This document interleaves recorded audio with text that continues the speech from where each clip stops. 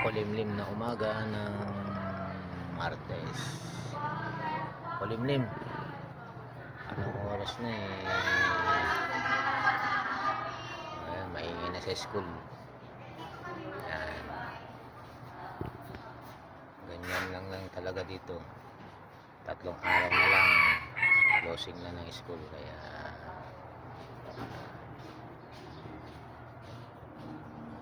grabe ang dilim. Madilim ang paligid. Walang pakalat-kalat na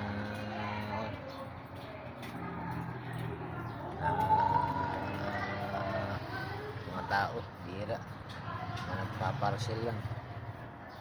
So, good morning sa inyong lahat. Good morning sa lugar namin.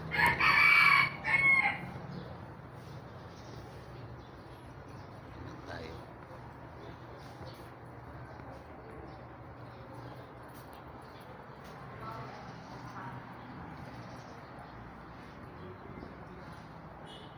Kulimlim talaga.